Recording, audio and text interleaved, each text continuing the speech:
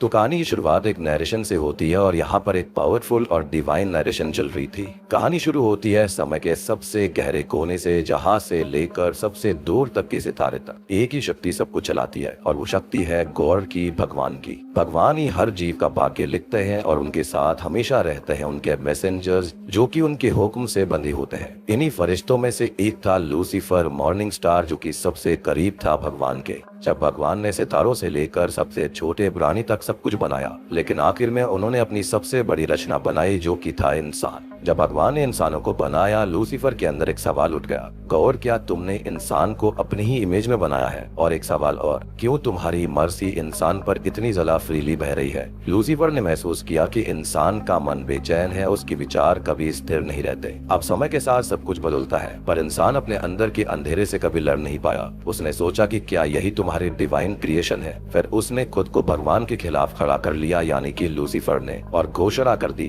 कि humanity God की greatest mistake है। लूसीफर के शब्दों से आसमान तक कांप गया और भगवान ने क्रोध में आकर लूसीफर को एबिस यानी कि नर्क के अंधेरे में फेंक दिया। पर गिरते हुए लूसीफर ने भगवान की तरफ देखा और कहा कि मैं साबित करके दिखाता हूँ, तुम्हारा मास्टरपीस ही तुम्हारी सबसे बड़ी गलती बनेगा। बेसिकली वो भगवान की डिसरेस्पेक्ट कर रहा था और इस तरह से लूसीफर द मॉर्निंग स्टार बन चुका था, द सेटन, जो कि सबसे पहले बहुत रोशनी दिया करता था, लेकिन अब अंधकार का वो स्वामी बन गया। उसने सोचा कि अगर इंसान भगवान का प्रतिबिंब है तो मैं उसी प्रतिबिंब के अंदर अंधेरा भर दूंगा, और अगर ये प्लान सफल रहा तो एक दिन बुराई की रोशनी नेकी के ऊपर छा जाएगी। तब से उसने अपने ऊपर 666 का शापित निशान धारण किया, एक प्रतीक उसके पतन का। फिर ये कहा गया कि लूसीफर का बेटा धरती पर आया, धोखे और माया के अंदर लिपटा हुआ, और इस तरह से शैतानी वंश ने इंसानी दुनिया में कदम रख दिया था। इसका मतलब था कि लूसीफर का बेटा धरती पर पैदा हो चुका है। खैर, अब कहानी यहाँ से चेन्नई में रिया नाम की एक लड़की पर आती है, जो कि आधी रात को अपनी डायरी में कुछ लिख रही थी और वो अपने पति अजय के बारे में लिख रही होती है, जो कि एक डायरेक्टर बनना चाहता था। है, लिखते लिखते उसके सामने एक लड़की का भूत आता है, जिसको देखकर वो डर कर पीछे हट गई थी, लेकिन उस बच्ची के साथ साथ उसकी माँ का भूत भी मौजूद था। अब ये सब देखकर रिया काफी डर चुकी थी, लेकिन वो बच्ची की माँ की आत्मा रिया का हाथ पकड़ने लगती है, जो कि काफी गर्म थी, बिल्कुल भट्टी की तरह। खैर, अब उसका हाथ छोड़कर वो बच्ची और उसकी माँ की आत्मा वहाँ से जाने लगी थी, लेकिन वो बच्ची जो थी, उसकी आत्मा रिया की तरफ अपना हाथ बढ़ाती है और रिया उसका हाथ पकड़ लेती है, और इसके बाद वो चल देती है उन दोनों के साथ में। वो दोनों उसे टेरेस पर लेकर आते हैं और फिर वहाँ से रिया को लेकर कूद जाते हैं और रिया नीचे गिरकर मारी जाती है। लेकिन ये सब असल में रिया का एक बुरा सपना था, यानी कि नाइटमेयर था, और इस सपने से वो अब डर कर जागती है, और उसके साथ में अजय भी था। लेकिन रिया की बजाय अजय बिस्तर से नीचे गिर जाता है और वो रिया को डरा हुआ पाता है और फिर सो जाता है। खैर, अजय ने ज्यादा रिएक्शन इसलिए नहीं दिया था क्योंकि रिया अक्सर ऐसे सपने देखकर डर जाया करती थी, और ऐसा ही हुआ करता था। अब अगले दिन हम एक और कपल को देखते हैं, जिसमें विनोद और सूजी होते हैं। दरअसल ये दोनों भी अजय और रिया के साथ में एक ही घर में रहा करते थे। यहाँ पर अब अजय बाहर आता है और वो रिया के बुरे सपनों के बारे में सबको बताता है। वो बोलता है कि जब से रिया प्रेग्नेंट हुई है तब से उसको ये सपने आते हैं, जिस पर विनोद ये कहता है कि रिया को उसको किसी अच्छे साइकियाट्रिस्ट के पास ले जाना चाहिए। खैर, इसी बीच अजय के हाथों में एक एनवलप लगता है, जो कि मेल के जरिए आया था। उसमें एक पॉलिटिशियन एमएलए का प्रमोशन पोस्टर था, साथ ही साथ उसमें कुछ पैसे भी थे। मतलब कि वो पॉलिटिशियन लोगों को पैसे दे रहा था ताकि वो उसे ही वोट करें। और दूसरी ओर हम उस पॉलिटिशियन को देखते हैं, जो कि मीडिया के सामने बड़ी बड़ी बातें कर रहा था। लेकिन याद रखना कि ये पॉलिटिशियन जो है वो एक नंबर का करप्ट है। कर इसके बाद हम उस पॉलिटिशियन के पर्सनल असिस्टेंट यानी कि पीए को देखते हैं, जिसका नाम है राजेश। अब राजेश उस पॉलिटिशियन का काफी ज्यादा वफादार था और उसे कई बार ढेर सारे पैसे ऑफर हुए हैं ताकि वो पॉलिटिशियन के खिलाफ हो जाए, लेकिन उसने सारे पैसे ठुकरा दिए थे, यानी कि वो काफी लॉयल था। अब वो एमएलए राजेश से बात करता है और उससे पूछता है कि उन पैसों के बारे में जो लोगों तक पहुंचाने थे। तब राजेश उसको बताता है कि उसने पैसे पहुंचा दिए हैं और अब उनके पास 61 करोड़ रुपए बचे हुए हैं। खैर, अब दूसरी ओर हम एक कॉफी शॉप पर अजय, विनोद, रिया और सूजी को बैठा देखते हैं, जिनके साथ उनके दो दोस्त और थे, जिनके नाम शेखर होते हैं और एक का नाम जना होता है। अब यहाँ पर ये लोग बातें कर रहे थे क्योंकि अजय को एक डायरेक्टर ने अपने साथ काम करने के लिए बुलाया था। फिलहाल अजय जो है वो एक असिस्टेंट डायरेक्टर है, लेकिन उसका सपना है पूरी तरह से डायरेक्टर बनना, मेन बेहतरीन डायरेक्टर बनना या फिर एक ऐसी मूवी को डायरेक्ट करना जो कि बहुत ही मेन स्ट्रीम हो। और वो इसी बारे में डिस्कशन कर रहे थे कि वो अजय को कैसे भेजेंगे काम के लिए।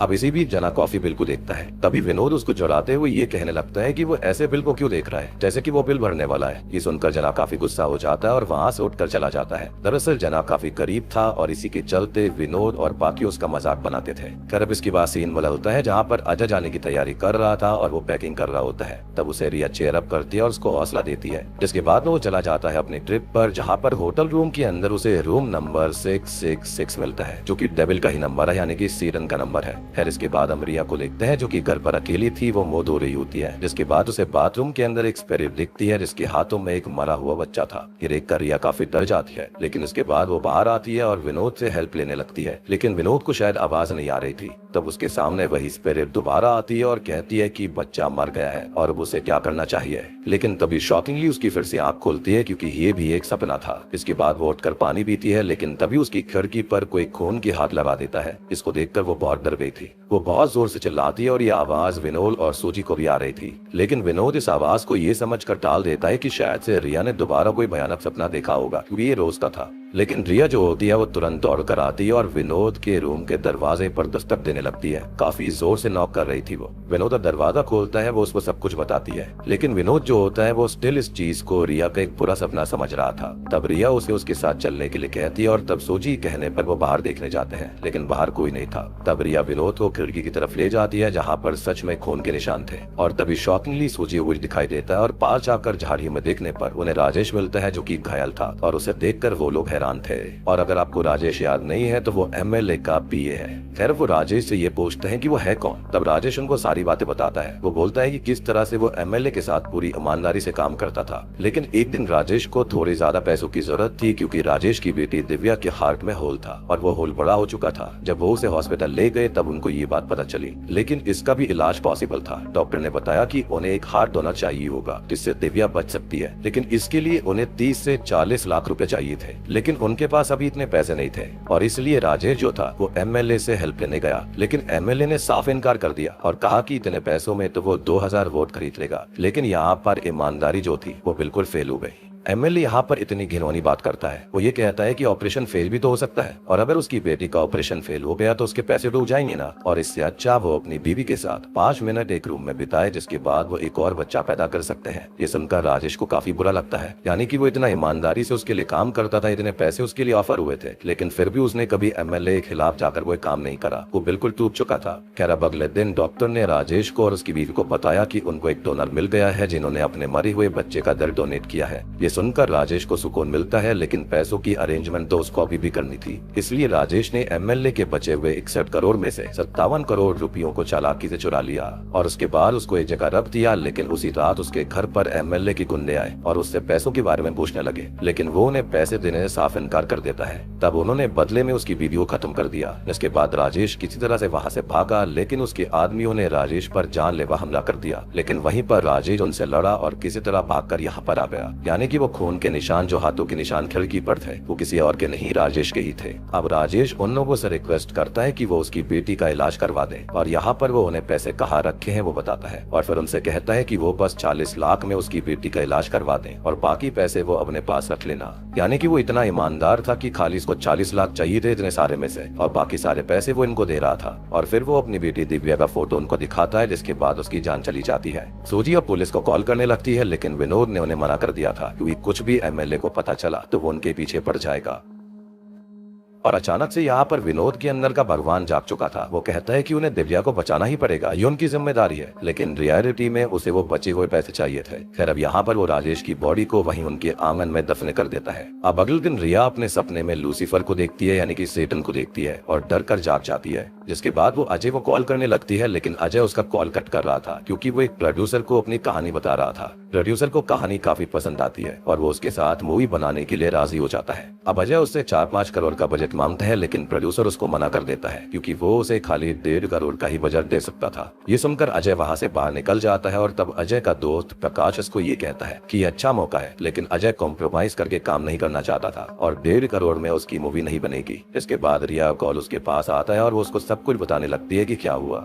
लेकिन इसी बीच होता ये है कि कॉल जो होता है ना वो गलती से फॉरवर्ड होकर एक आदमी राजू के पास पहुंच जाता है, जिससे कि राजू भी ये सारी बातें सुन लेता है। जिसके बाद वो ये सारी बातें अपने ब्रदर इन लॉ मुर्गेश को बताता है और अब इन दोनों का भी प्लान यही था कि वो जाकर उन पैसों को लेंगे। दूसरी ओर अजय घर पर आता है और उन लोगों को डांटता है क्योंकि उन्होंने इतना बड़ा फैसला अकेले कैसे ले लिया, वो भी बिना उसकी इजाजत के। लेकिन यहाँ पर रिया जो थी उसे सच में दिव्या को बचाने की चाह थी, जिसके चलते वो उसको रिक्वेस्ट करती है कि वो दिव्या को बचाने में उनकी हेल्प करे। लेकिन यहाँ पर अजय अपने दोस्त जना को भी कॉल करता है और उससे हेल्प मांगता है। दूसरी ओर एमएलए जो होता है वो पुलिस के ऊपर जोर बना रहा था ताकि पुलिस उसका पैसा ढूंढ सके। खैर अब रात में ये सभी लोग जो होते हैं वो पैसों वाली जगह पर एक वैन से जाने लगते हैं। वैन के अंदर अजय, अजय का दोस्त प्रकाश, विनोद, रिया, सूजी और जना थे। अब जना वैन रोकने के लिए कहता है क्योंकि उसको सिगरेट खरीदनी थी। इसी बीच रिया को एक सपना आता है जहाँ पर वो नर्क में थी और नर्क में कई लोग थे जो कि लूसीफर के फॉलोअर्स थे। साथ ही साथ उसे एक थ्रोन पर लूसीफर बैठा मिलता है जो कि रिया का ही इंतजार कर रहा था। वो रिया के ऊपर एक डैगर फेंकता है और रिया की आंख खुल जाती है और अब वो लोग फाइनली उस डेस्टिनेशन पर पहुंच गए थे जहाँ पर उनसे पहले राजू और मुर्गेश भी पहुंचे हुए थे। वो इतने लोगों को देखकर हैरान थे, लेकिन यहाँ पर उन लोगों को एक आइडिया आता है और वो सोचते हैं कि वो लोग उनकी वीडियो बनाएंगे और जब उन्हें पैसे मिलेंगे तब वो उनको धमकी देंगे, ब्लैकमेल करेंगे कि वो लोग उनको भी पैसा दे दें वरना वो ये वीडियो सबको दिखाएंगे।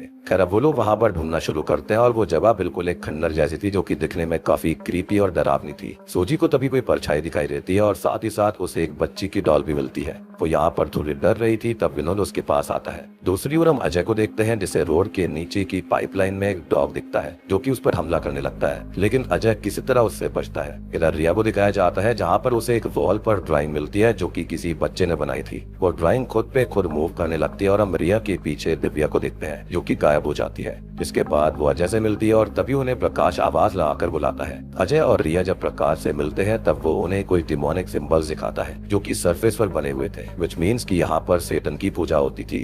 अब वहीं लैटिन भाषा में कुछ चीजें लिखी हुई थी जिसे अजय पढ़ सकता था क्योंकि उसने ये भाषा सीखी हुई थी, पर यहाँ पर दरअसल किसी ने शैतान को समन करने की कोशिश करी थी। ये देखकर वो वहाँ से जाने लगते हैं, लेकिन अजय जब पीछे मुड़ता है तो उसे कुछ लोग मिलते हैं जो कि शैतान की पूजा कर रहे थे और वो अजय के सामने ही गायब हो जाते हैं। ये देखकर अजय काफी डर गया था, लेकिन उसे ये सब अपनी आंखों का धोखा लगता है। इसके बाद वो सभी लोग एक पुराने गेट के सामने आते हैं और उस गेट को तोड़ने लगते हैं और दूर से मुर्गेश और राजू भी ये सब देख रहे थे। खैर दरवाजा तोड़कर वो अंदर जाते हैं जहाँ पर जना और सूजी साथ में थे। तभी जना वो खींच कर ले जाता है और वो इससे काफी डर चुकी थी। अब ये लोग डरकर बाहर निकलने लगते हैं कि दूसरी ओर अजय और बाकियों को जना की लाश मिलती है और उसे देखकर वो सब बहुत डर गए थे। लेकिन तभी वहाँ पर सूजी आती है भागते हुए और वो गिर पड़ती है। सूजी कहती है कि उसे ऐसा फील हुआ जैसे कि उसकी टांगें किसी ने खींची हो। अब यहाँ डर का बहुत तगड़ा वाला माहौल बन चुका था और अजय गौर करता है कि जना की लाश भी गायब हो चुकी है। अब दूर से ये सब देखकर राजू और मुर्गेश भी डर चुके थे, लेकिन इधर वो कुत्ता जो कि अजय ने देखा था वो दोबारा उनके सामने आता है और उनके पीछे पड़ जाता है। सभी अलग अलग डायरेक्शन में भागने लगते हैं और भागते हुए अजय और रिया एक जगह फंस गए थे, लेकिन वो डॉग उन्हें कुछ नहीं करता। लेकिन विनोद आकर उस डॉग को अपने पीछे लगा लेता है। वो सब इकट्ठा होकर उस डॉग को उसी खंडर वाले घर में बंद कर देते हैं। अब यहाँ सूजी वो कुछ भी ठीक नहीं लग रहा था, इसलिए वो कहती है कि उन्हें यहाँ से चले जाना चाहिए, लेकिन अजय नहीं जाना चाहता था क्योंकि उन्होंने किसी को वादा किया था और सबसे बड़ी बात कि उनके दोस्त की लाश भी गायब थी जिसे उन्हें ढूंढना था। लेकिन तभी विनोद सूजी को चाबी देता है कि वैन लेकर वो वहाँ से रिया को लेकर चली जाए, बाकी काम वो तीनों करेंगे। लेकिन सूजी इसके लिए मना कर देती है, जिसके बाद वो लोग अलग अलग होकर अपने दोस्त की लाश को ढूंढने लगते हैं। यानी कि अब यहाँ पर मैटर पैसों से काफी अलग हो चुका था। खैर अब यहाँ पर रिया एक हॉल में आती है जहाँ पर उसको एक शैतानी पेंटाग्राम दिखाई देता है जो कि एक ऑब्जेक्ट के ऊपर बना हुआ था। साथ ही साथ उसे वहाँ पर एक उल्टा क्रॉस भी मिलता है जो कि यहाँ पर एंटी क्राइस्ट को दर्शाता है। दूसरी ओर अजय को कुछ किताबें मिलती हैं जिसके अंदर सेम पेंटाग्राम बने हुए थे और ये देखकर वो समझ जाता है कि ये बुक सैटेनिक है और यहाँ पर सैटेनिक रिचुअल जरूर होते हैं। मीनवाइल रिया उस क्रॉस को सीधा करने लगती है, लेकिन तभी उसके पीछे कुछ सेटन वर्शिपर्स प्रकट हुए थे और उनमें से एक सेटन वर्शिपर एक बच्ची को हाथ में पकड़ता है जो कि खून से लथपथ था और यही बच्चा लूसीफर का बच्चा है, जिसको देखकर वो वहाँ से भागने लगती है और भागती हुए बाहर आती है कि तभी उसे अजय मिलता है। वो दोनों बात करने लगते हैं, लेकिन तभी उन्हें प्रकाश आवाज लगाता है जो कि ऊपर फ्लोर पर था, लेकिन सरफेस टूटने की वजह से वो लटक जाता है, यानी कि फ्लोरिंग ही टूट गई थी। अजय उसे बचाने जाता है, लेकिन रिया के पैर में मोच आने की वजह से वो वहीं रुकती है। बाकी प्रकाश को बचाने सभी लोग जाते हैं, लेकिन प्रकाश भी अब गायब हो गया था। उसके अचानक गायब होने की वजह से सब पैनिक करने लगते हैं। वहीं दूसरी ओर रिया को वही माँ बेटी की आत्मा दिखाई देती है जिसको अपने सपनों में देखा करती थी, जिनको देखकर वो चिल्लाती है। उसकी आवाज सुनकर वहाँ पर अजय आता है और अजय के आते ही वो दोनों गायब हो गई थी। अब यहाँ अजय रिया से पूछता है क्या हुआ, तो वो बताती है कि उसने उन्हीं दोनों माँ बेटी की स्पिरिट को देखा है। खैर अब ये लोग दोबारा प्रकाश को ढूंढने लगते हैं, लेकिन प्रकाश उनको नहीं मिलता और इसलिए वो दो के जोड़े में उसे ढूंढने लगते हैं। अब इसी बीच होता ये कि रिया और अजय को प्रकाश मिल तो जाता है, लेकिन अब वो जिंदा नहीं था और उसको किसी ने बेरहमी से मार दिया था। रिया और अजय ये देखकर काफी हैरान थे और दुखी थे, जिसके बाद वो दोनों ही विनोद और सूजी को ढूंढने लगते हैं और उन्हें सारी बात बताते हैं। लेकिन तभी उनके ऊपर मुर्गेश की लाश आकर गिरती है और वो उसे देखकर हैरान थे, क्योंकि उनमें से कोई भी उसको जानता नहीं था कि ये है कौन। सूजी तो इतना रह जाती है कि वो भाग जाती है और वो लोग उसे ढूंढने लगते हैं, लेकिन सूजी को भी कोई मार डालता है और वो कोई और नहीं बल्कि जना था। जी हाँ, जना उन सबसे अपनी बेइज्जती का बदला ले रहा था और वो लोग उसे हमेशा से नीचा दिखाते हुए आ रहे थे। अब सवाल ये आता है कि जना ने आखिर मुर्गेश को क्यों मारा। तो यहाँ पर हमको थोड़ा सा पास्ट का सीन दिखाया जाता है, जिसमें जना ने मुर्गेश को रिकॉर्डिंग करते हुए देख लिया था और इसलिए उसने मुर्गेश को मार डाला। लेकिन राजू से वो पूछने लगा कि वो रिकॉर्डिंग क्यों कर रहे थे। तब राजू ने कहा कि वो बहुत गरीब है और उसकी गरीबी के लिए उसे जलील किया जाता था और वो बस यहाँ से पैसे लेने आए थे और कुछ नहीं। अब ये सुनकर जना को काफी बुरा लगता है, उसको उसके प्रति हमदर्दी फील होती है और उसके खुद के ऐसे हालात थे, यानी कि वो गरीब था, इसलिए उसने राजू को नहीं मारा। लेकिन अभी फिलहाल जना ने राजू को बांध कर रखा हुआ था। खैर अब जब विनोद और बाकियों को सूजी की लाश मिलती है तो सबको काफी बुरा लगता है और सूजी जो थी वो विनोद की पूरी दुनिया थी, जिसके चलते वो टूट पड़ता है, रोने लगता है, यानी कि उसकी पूरी की पूरी दुनिया खत्म हो चुकी थी और वो अपने आप पर काबू नहीं कर पाता। लेकिन किसी तरह सारे लोग उसको संभालते हैं। अब यहाँ पर अजय इन मौतों में कुछ बहुत ही सस्पिशियस चीज नोटिस करता है, क्योंकि ये जो मौतें थी वो किसी इंसान के द्वारा ही हुई थी और इसके अंदर कोई भी शैतानी शक्ति मौजूद नहीं थी और वो इंसान उन्हें नहीं दिख रहा था। अब यहाँ पर वो तय करते हैं कि वो सारी लाशों को इकट्ठा करेंगे। इसके बाद में विनोद और अजय जो होते हैं वो सूजी और प्रकाश की लाश को एक जगह रखते हैं, रिया को वहीं पर बैठा कर रखते हैं ताकि वो लाश पर नजर रख सके। और उसके बाद उनको मिलती है नाटकबाज जना की लाश जो की एक्टिंग कर रहा था, जिसे वो रिया के पास ले आते हैं। लेकिन इसी बीच अजय एक ईक्स के ऊपर गिर गया था, जिसकी वजह से उसको चोट आ गई थी। खैर अब वो स्ट्रेंजर यानी कि मुर्गेश की लाश ढूंढने जाते हैं, लेकिन इसी बीच रिया गॉड से प्रे करने लगती है और इसी बीच प्रेयर करते वक्त जना उठ जाता है। लेकिन जब रिया आंख खोलती है तब उसे वही बच्ची की आत्मा दिखती है। उसको देखकर वो चिल्लाती है और भाग कर आती है, लेकिन उसके भागते ही जना सारी लाशों को गायब कर देता है, मतलब कि वो उनको छुपा देता है।